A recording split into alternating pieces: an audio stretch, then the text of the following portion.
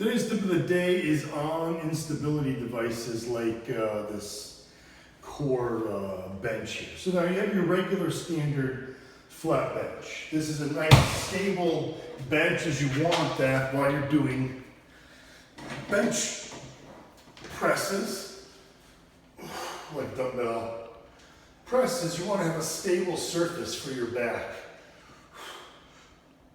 so that you can maximize the amount of weight that you're using. That's going to maximize the overload on the pecs, the shoulders, and the triceps. And that's what's going to really increase muscle growth and strength gains. You do the same exercise on one of these instability benches, and everybody's going to tell you, oh, it's better for you because it uses more muscles. You're going to be using your core muscles and your stabilizer muscles in the shoulder.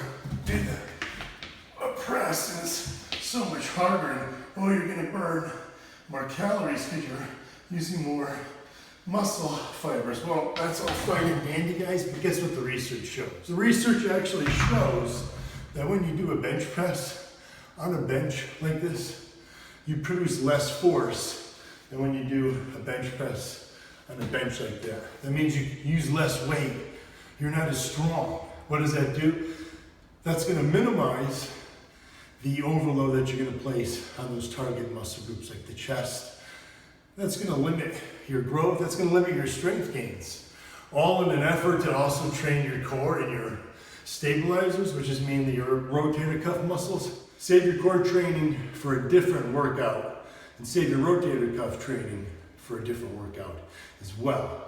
Stick to training for strength and muscle mass by using the most weight that you can use on that exercise. So when it comes to dumbbell presses, stick with the flat bench. Don't get caught up in this functional training stuff. Look, this is not what functional training is. When are you going to be in a position where you need to bench press while you're wobbling? Maybe if you're an oil wrestler, perhaps. But for most of us, it really isn't. That's not really what functional training is. So don't get caught up in this nonsense. If you want to use it every once in a while, that's fine. Just don't be one of those people who you see using these all the time, every time they do their bench exercises.